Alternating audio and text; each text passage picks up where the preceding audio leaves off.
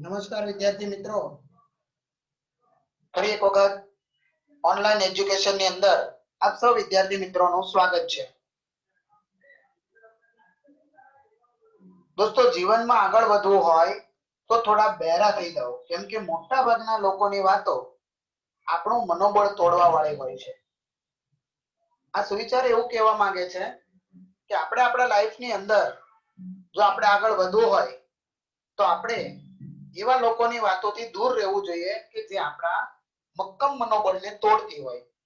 મતલબ જે લોકો હંમેશા નેગેટિવ વિચારતા હોય, જે લોકો આપણી પોઝિટિવિટીને નેગેટિવમાં કન્વર્ટ કરતા હોય, એવા લોકોથી આપણે દૂર રહેવું જોઈએ અથવા એની વાતોને આપણે નજરઅંદાજ કરી દેવી જોઈએ, જેથી કરી આપણે આપણા પોઝિટિવ વ્યૂ સાથે આપણી લાઈફની અંદર આગળ વધી શકીએ અને આપણે આપણા લક્ષ્ય સુધી પહોંચી શકીએ. માં સરસ્વતીને વંદન કરીએ. ધોરણ 12 કોમર્સ વિષય આંકડાશાસ્ત્ર પ્રકરણ નંબર 4 આપણે શીખી રહ્યા છીએ, સામાયિક શ્રેણી. આજના લેક્ચર નંબર 2 માં આપણે શીખવાના છીએ મિત્રો સામાયિક શ્રેણીનું મહત્વ. સામાયિક શ્રેણીનું મહત્વ. અગાઉના લેક્ચરમાં આપણે સામાયિક શ્રેણીનો અર્થ શીખી ગયા.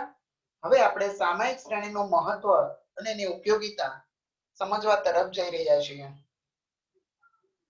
પહેલો મુદ્દો છે ફેરફારની દિશા. સામાયિક શ્રેણીના અભ્યાસ ઉપરથી જે તે ચલની કિંમતોમાં થતા ફેરફારની આપણે દિશાઓ જાણી શકીએ છીએ.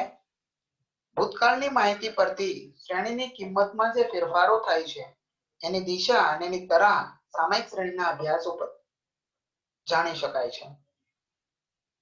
ફરી એકવાર પહેલો મુદ્દો છે ફેરફારની દિશા. સામાયિક શ્રેણીના અભ્યાસ ઉપરથી શ્રેણીની જે કિંમતો છે એમાં જે ફેરફાર થાય છે એની દિશા અને તરાહ જાણી શકાય છે. કિંમત સતત વધે છે, કિંમત સતત ઘટે છે અથવા તો સમય અનુસાર એમાં વધારો ઘટાડો સતત ચાલ્યા કરે છે, એ આપણને શ્રેણીના અભ્યાસ ઉપરથી ખબર પડે છે.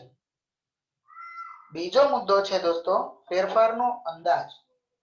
આપણે જે પહેલા મુદ્દામાં જોયું કે આપણને ફેરફારોની દિશા જાણી શકીએ છીએ, એ દિશાને આધારે શ્રેણીની કિંમતમાં જે ફેરફારો થાય છે તેને ધ્યાનમાં લઈને ભવિષ્યમાં થતા ફેરફારનો અંદાજ મેળવી શકાય છે. ફેરફારની કિંમતોમાં જે ફેરફાર થાય છે એને ધ્યાનમાં રાખીને ભવિષ્યમાં જે ફેરફાર થવાના છે, આવનારા દિવસોમાં જે પુનરાવર્તન થવાનું છે, જે પરિવર્તન થવાનું છે, એ અંદાજ આપણે મેળવી શકીએ છીએ સામાયિક શ્રેણીના અભ્યાસ ઉપરથી. પહેલું ફેરફારની દિશા, બીજું ફેરફારોનો અંદાજ મેળવી શકીએ. ત્રીજો મુદ્દો છે દોસ્તો સરકારને નીતિ ઘડવામાં ઉપયોગી છે. સામાયિક શ્રેણીના અભ્યાસ ઉપરથી ભવિષ્યની અંદાજિત કિંમતની મદદથી જે અંદાજિત કિંમતો મળે છે તેના આધારે અગત્યના નિર્ણયો લઈ શકાય અને સરકાર અનેક નીતિઓ ઘડવામાં આ સામાયિક શ્રેણીની મદદ લે છે. સામાયિક શ્રેણી સમય આધારિત જુદા જુદા આંકડાઓ, સમય આધારિત જુદી જુદી માહિતીઓ એકઠી કરી એ આંકડાઓની ગોઠવણી કરીને એને ધ્યાન રાખીને છેલ્લા 5 વર્ષમાં જે પરિવર્તનો થયા છે તેના આધારે ભવિષ્યમાં કેવા પરિવર્તનો થશે, આવનારા દિવસોમાં શું પરિવર્તન આવવાના છે, એના અગત્યના નિર્ણયો લઈને સરકાર અનેક નીતિઓ ઘડે છે. આમ સરકારને નીતિઓ ઘડવા માટે સામાયિક શ્રેણી ખૂબ જ અગત્યનો અને ખૂબ જ મહત્વનો ભાગ ભજવે છે. ત્યાર પછીનો છે તુલનાત્મક અભ્યાસ. જુદી જુદી કંપનીઓના આંકડાઓની માહિતી લઈને એ બંને કંપનીઓમાં ચાલતી ગતિવિધિઓનો તુલનાત્મક અભ્યાસ કરી શકીએ છીએ મિત્રો. બે અથવા તેથી વધુ ઉદ્યોગપતિઓ કે કંપનીઓ હોય અથવા સરકારી સંસ્થાઓ હોય તો એના દ્વારા મેળવેલી સામાયિક શ્રેણીની માહિતીનો તુલનાત્મક અભ્યાસ કરી શકાય છે. આપ જોઈ રહ્યા છો અહીંયા 3 જુદી જુદી કંપનીઓનો જે રેવન્યુ છે એની અલગ અલગ 3 રેખાઓ શું સૂચવે છે એની માહિતી અહીંયા કમ્પેરિઝન આલેખ દ્વારા આપણે કરી શકીએ છીએ. આમ સામાયિક શ્રેણીની મદદથી જુદી જુદી કંપનીઓની તુલના કરી શકાય છે, એનો તુલનાત્મક અભ્યાસ કરી શકાય છે.